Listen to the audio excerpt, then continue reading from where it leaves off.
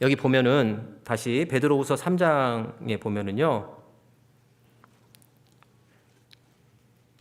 자, 12절 중반부터 보겠습니다. 그날에 하늘이 불에 타서 풀어지고 체질이 뜨거운 불에 녹아지려니와 우리는 그의 약속대로 의에 거하는 바 새 하늘과 새 땅을 바라보도다. 새 하늘과 새 땅, 영원한 천국이잖아요. 우리가 앞으로 살아갈 곳, 영원히 살아갈 곳, 그대로 이루어질 것을 바라보며 살아라 라고 베드로는 이야기하고 있습니다.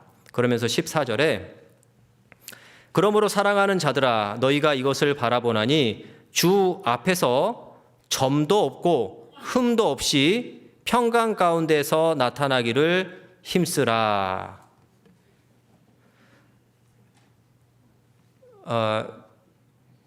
이제 권역에서 이렇게 집회 모임이 있었고 새로 이렇게 이동을 하신 그 목사님들의 소개가 있었고 그런 시간들이 있었습니다. 연초에 이동이 있고 그런데 한 목사님이 이제 앞에서 이제 인사를 하시는 거예요. 제가 이번이 마지막 교회가 될 것 같습니다. 이제 은퇴할 때가 되어서 이 마지막 교회에서 점도 없고 흠도 없이 잘 마무리하고 싶습니다. 이렇게 인사를 하셨습니다. 그 이제 전도인으로서 그 인생을 살다가 이제 은퇴를 앞두고 있는데 지금까지 잘 해왔고 마무리도 잘 하고 싶은 마음인 겁니다. 마음이 이해가 되시잖아요. 은퇴를 하신다라고 생각하면 은퇴하기 전에 명예롭게 잘 마무리하고 은퇴하기를 다 원할 것입니다. 그렇지 않습니까? 그런데 어떤 일에 휘말리고 해가지고 불명예스럽게 은퇴를 한다면 은퇴 이후에 얼마나 그걸 생각하면서 마음이 아프겠습니까? 그 목사님도 지금까지 잘 해왔고 주님 안에서 그리고 이 은퇴할 때까지 점도 없고 흠도 없이 그러니까 깨끗하게 그렇게 잘 마무리하고 싶은 그런 마음으로 인사를 하셨습니다. 우리도 곧 은퇴를 합니다. 예. 뭐 나이에 상관없이 주님 오시면 은퇴해야 되는 거예요. 주님 부르시면 은퇴해야 됩니다. 더 이상 일할 수 없어요. 그때부터는 남은 인생을 살아온 것을 바탕으로 해서 남은 인생을 살아야 하죠. 나의 마음에도 주님 앞에서 점도 없고 흠도 없이 남은 시간을 잘 보내다가 주님을 만나야겠다라는 그런 마음이 필요합니다. 불명예스럽게 끝까지 내 마음을 지키지 못하고 세상 가운데 있다가 주님을 만나게 되면 얼마나 주님 앞에서 마음이 불편할까 생각해 보게 됩니다. 그래서 우리가 전에 살아왔던 삶은 되돌릴 수 없어요. 중요한 것은 내가 지금 어떻게 살고 있고 앞으로 어떻게 살아갈 것이냐, 주님 앞에 갈 때까지 어떻게 살다 갈 거냐, 끝까지 마음을 지키고 살 거냐, 이것이 남아있는 겁니다. 지난 세월에 못 살았든 잘 살았든 그건 그대로 둬야 됩니다. 어떻게 바꿀 수 없는 거잖아요. 그런데 지금 어떻게 살고 앞으로 어떻게 살다 주님 만날 것인가 하는 것은 내가 정할 수 있습니다. 마귀는 자꾸 우리를 과거에 이렇게 묶어놔요. 네가 그렇게 못 살았잖아. 그런데 무슨 갑자기 이렇게 바뀌어서 잘 산다고 그래. 그러지 마. 그냥 그대로 살아. 마귀는 자꾸 우리를 그 과거에 묶어둡니다. 또 마귀가 이야기합니다. 예전에 많이 했잖아. 예전에 수고했잖아. 충분히 했어. 이제 그냥 좀 쉬다가 주님 만나면 돼. 이렇게 우리를 이런 이유로 저런 이유로 과거에 묶어놓습니다. 예전에 잘 살았던 것도 중요합니다. 그런데 예전에 어떻게 살았느냐에 묶여서 지금 아무것도 하지 않는 것은 안 됩니다. 우리가 인생을 이렇게 돌아보면요, 오늘의 나는 어제의 내가 한 선택에 의한 결과입니다. 내일의 나는 오늘의 내가 어떤 선택을 했느냐에 대한 결과를 인생 가운데서 받으며 사는 거잖아요. 그러니까 내가 어떠한 것을 마음에 두고 선택하며 사는가, 그것이 지금의 나를 만들고 앞으로의 나를 만들고 주님 앞에 갈 때까지 이 마음을 지키며 살아야 됩니다. 그래서 이 베드로의 마음처럼 사랑하는 자들아, 정말 그 사랑하는 그 구원받은 형제 자매들에게, 구원받은 사람들에게 주 앞에서 점도 없고 흠도 없이 평강 가운데 나타나기를 힘쓰라, 이렇게 말하고 있습니다. 그래서 우리에게 질문합니다. 다시 오신다고 분명히 주님은 약속했는데 주님의 재림을 기다리는 그리스도인다운 모습으로 어떠한 모습으로 살아야 되겠냐. 자, 누가복음 12장을 찾아보겠습니다. 누가복음 12장 35절에서 40절을 같이 읽어보겠습니다. 허리에 띠를 띠고 등불을 켜고 서 있으라. 너희는 마치 그 주인이 혼인집에서 돌아와 문을 두드리면 곧 열어주려고 기다리는 사람과 같이 되라. 주인이 와서 깨어 있는 것을 보면 그 종들은 복이 있으리로다. 내가 진실로 너희에게 이르노니 주인이 띠를 띠고 그 종들을 자리에 앉히고 나와 수종하리라. 주인이 혹 이경에나 혹 삼경에 이르러서도 종들의 이같이 하는 것을 보면 그 종들은 복이 있으리로다. 너희도 아는 바니 집 주인이 만일 도적이 어느 때에 이를 줄 알았더면 그 집을 뚫지 못하게 하였으리라. 이러므로 너희도 예비하고 있으라. 생각지 않은 때에 인자가 오리라 하시니라. 우리는 나중에 주님과의 혼인잔치에 참석할 신부로서 남은 인생을 삽니다. 결혼식이 잡힌 신부는 신랑을 만날 날을 기다리며 깨끗한 마음으로 준비하고 그 날을 맞아야 할 것입니다. 여기 그 주인이 혼인집에서 돌아와 문을 두드리면 곧 열어주려고 기다리는 사람과 같이 되라. 주인이 와서 깨어 있는 것을 보면 그 종들은 복이 있으리로다.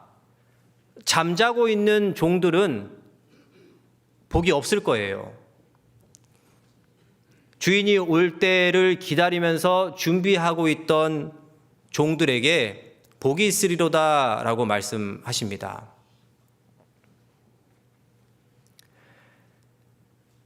잠자고 있으면 누가 왔는지 누가 가는지도 모릅니다. 어떤 상황에 있는지도 몰라요. 그런데 깨어있는 사람들은 알 수 있어요. 여기 도적같이 이른다라고 말씀하셨는데 주님의 재림은 물론 우리가 생각지 않은 때에 오실 것입니다. 우리가 그 날과 때는 알 수 없어요. 그런데 구원받은 사람들은, 그리고 주님 안에서 깨어있는 사람들은 징조가 이루어지는 것을 보면서 아, 그때가 가까이 있구나, 아직 시간이 있구나 하는 것을 생각할 수 있습니다. 노아 시대 때 하나님의 심판을 준비하고 있던 노아와 노아 가족들은 심판이 닥칠 시기를 알고 있었어요. 그 정확한 날은 몰랐지만 방주가 완성되면 하나님이 심판하실 것이다. 방주가 완성되면서 그 생각을 했을 거예요. 아, 곧 하나님의 심판이 닥치겠구나. 사람들에게도 전했을 것입니다. 방주가 곧 완성됩니다. 하나님의 심판이 있을 것입니다. 방주에 타십시오.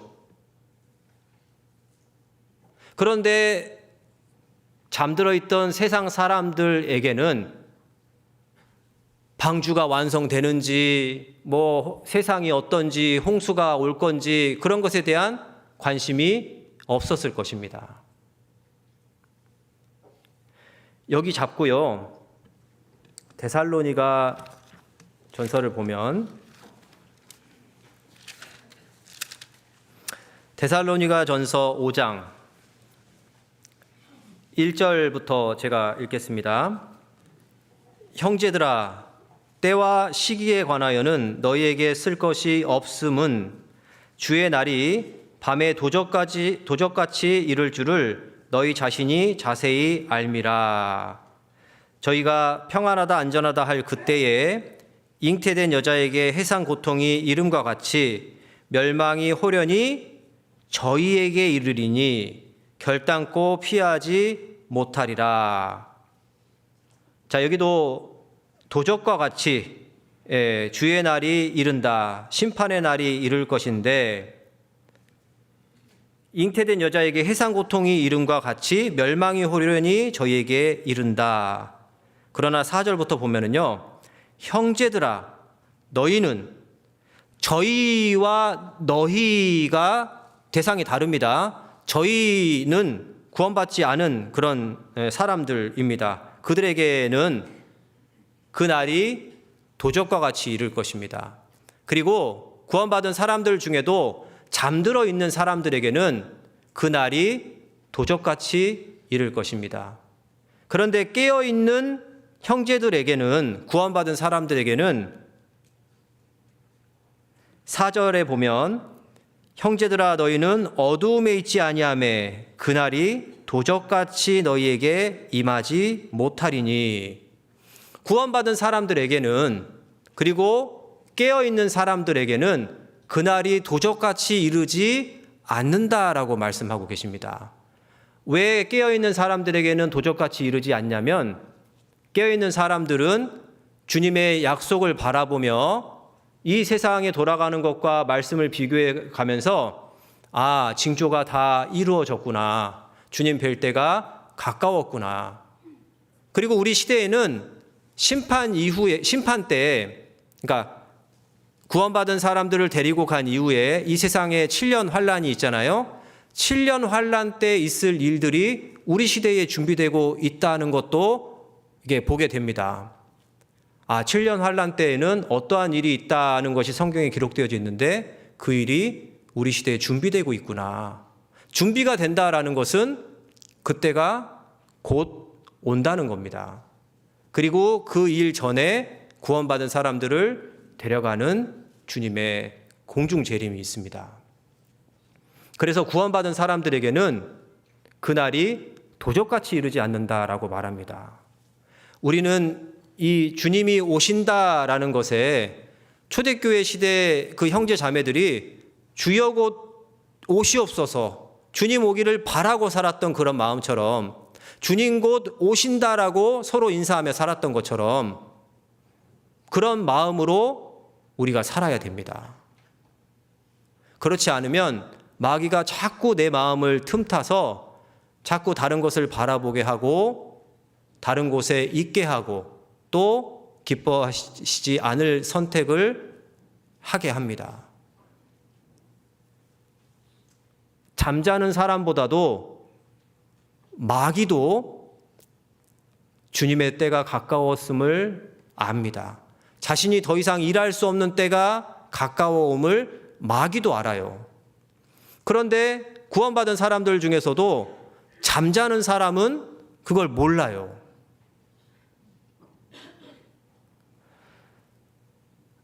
잠이 깊이 들게 되면 주변에 어떤 일이 일어나는지도 모릅니다.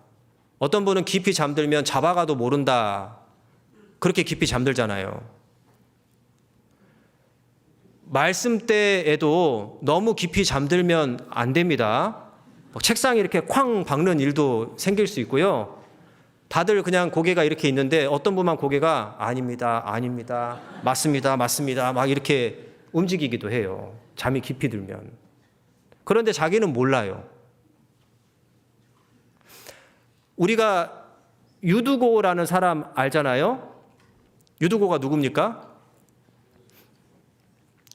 사도 바울이 강론을 밤늦게까지, 다음날 떠날 것 때문에 밤늦게까지 강론을 오래 하니까 3층 그 창 그 누에 앉았다가 졸다가 떨어진 사람.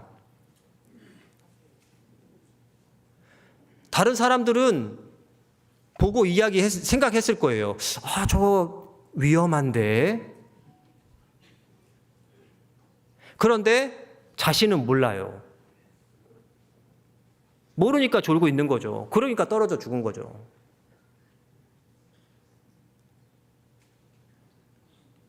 잠든 사람은요, 내가 잠들어 있는지 모릅니다.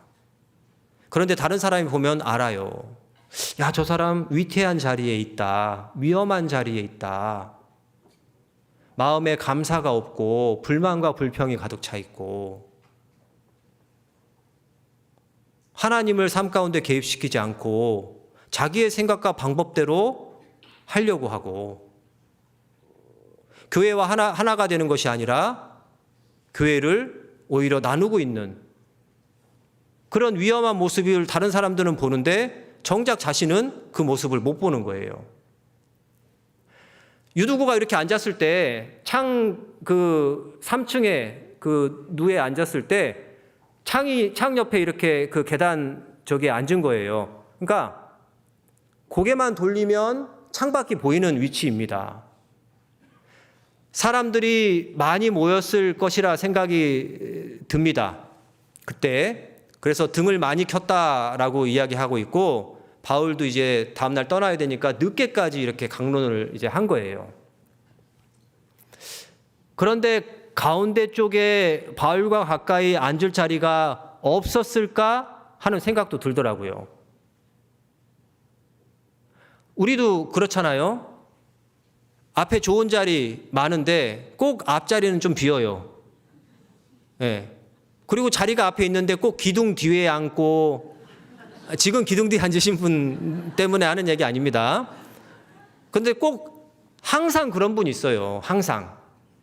가끔은 뭐 좀 늦게 와서 다른 거 하다가 올라와서 그럴 수 있지만 항상 내가 기둥 뒤에 앉고 저 끝에 앉고 구석진 자리에 앉고 하는 그런 모습이라면 내 신앙의 모습도 한번 생각해 봐야 돼요.